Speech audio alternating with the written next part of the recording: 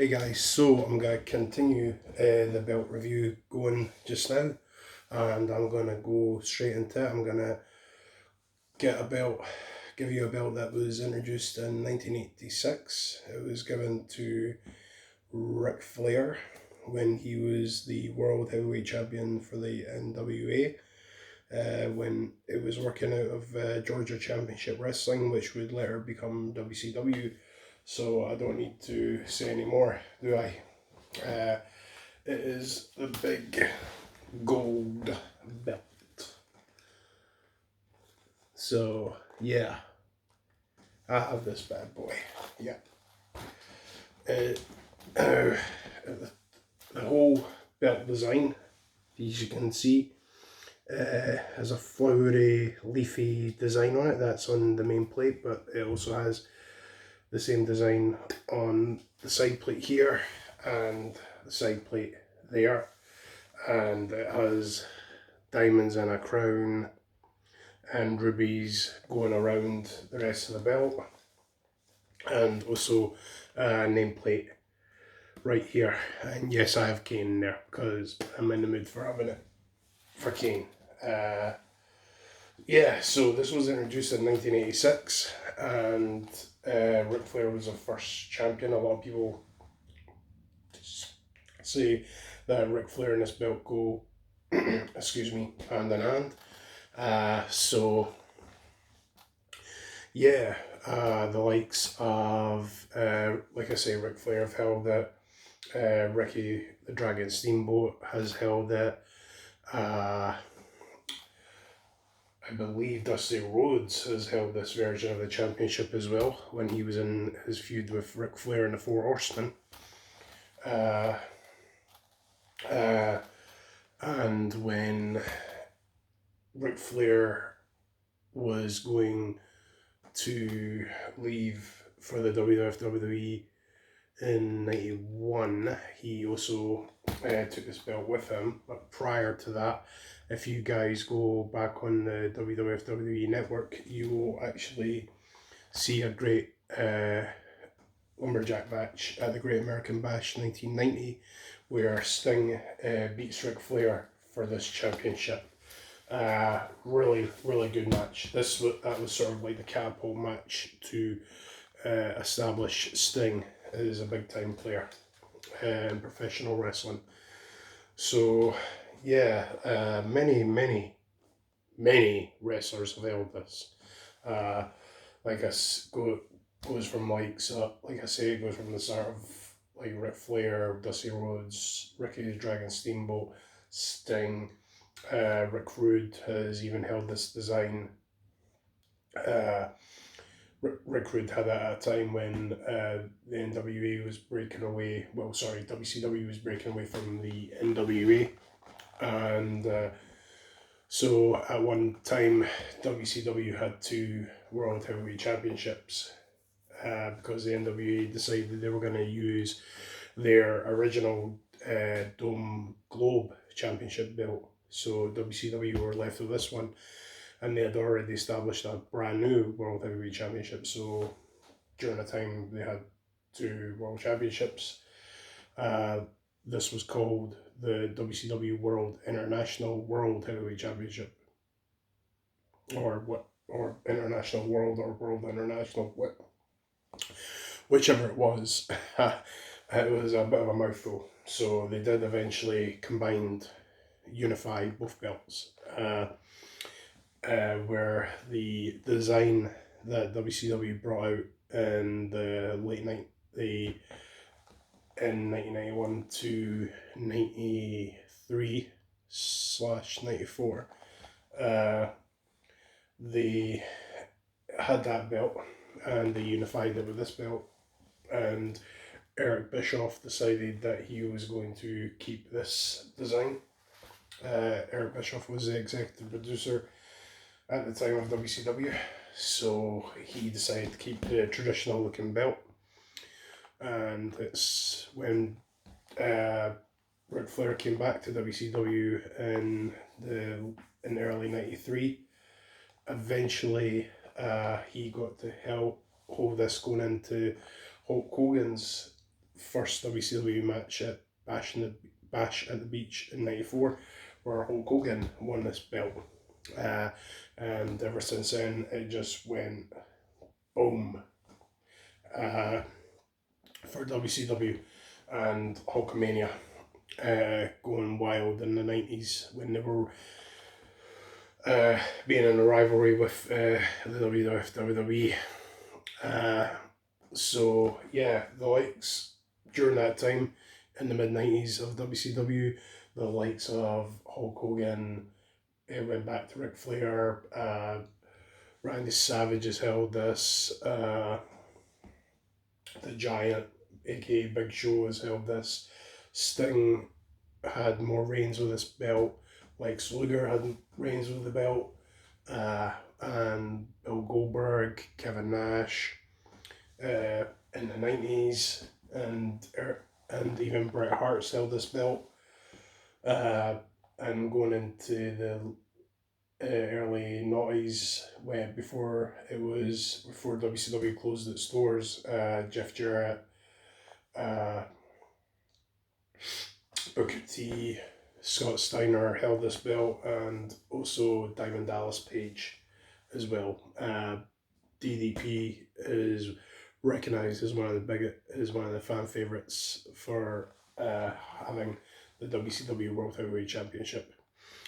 So yeah, a dark reign during this title's lineage was in 2000 when to sell the wrestling film Ready to Rumble. I wouldn't recommend you watch it. It's terrible. The actor David Arquette was in the film, and to promote it, they decided to give David Arquette the World Heavyweight Championship. Yeah, I would understand being a pro wrestler going to Hollywood, but not the other way around. Yeah, and even the executive producer at the time, Vince Russo, even made himself the World Heavyweight Championship champion. Sorry, because he felt that made sense at the time. Nope, it did not.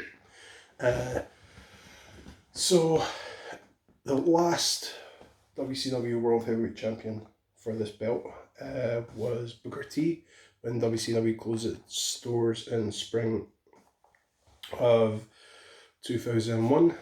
And this belt came with Booker T in the summer of 2001 when they were doing the Invasion angle on TV.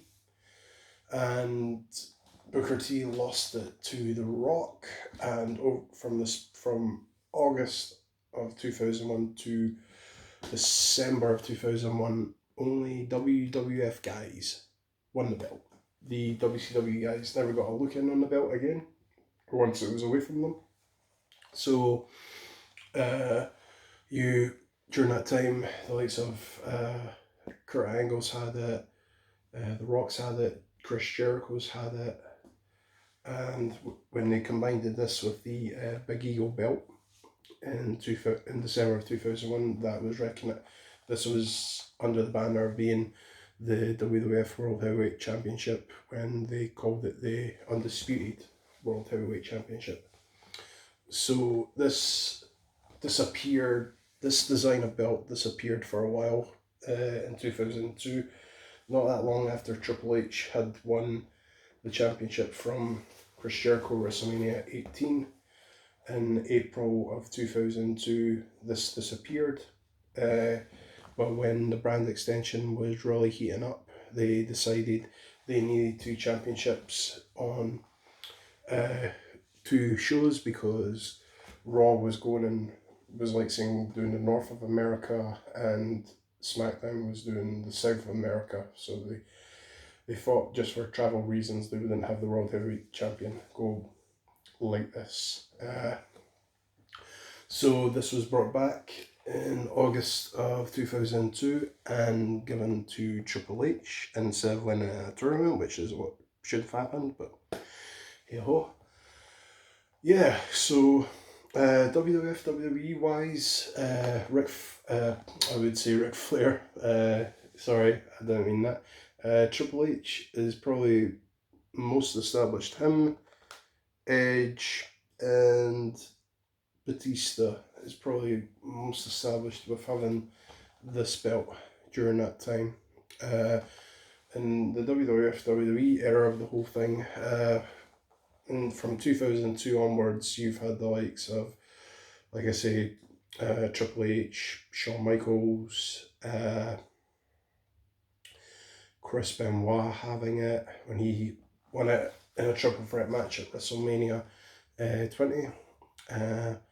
You've had Batista win it. You've had Rey Mysterio Jr. win it. You've had Booker T win it when he was under the King Booker persona. You've had the Great Khali, which he wasn't really great, but they still gave him it for a flash in the pan of a champion. The Big Show's won this design during his time there too. He's won it twice. It's went to the likes of The Undertaker, Kane, Edge, Sheamus, Daniel Bryan, Alberto Del Rio, Jack Swagger, back to Chris Jericho at some point.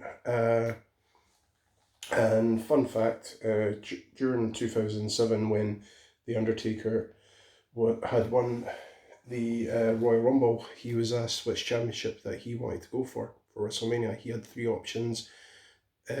He was given the choice of either the ECW Championship, the World Heavyweight Championship, or the WWF WWE Championship. And he did not like the spinner belt because that was the design at the time, and he chose to go for the traditional looking championship. So The Undertaker chose to go with this because he just felt it looked like a better looking belt than the spinner belt. So the last champion to have this, I forgot, John Cena's had this championship too. It was back around from 2002 to 2014, so of course John Cena had held that one a couple of times, right? So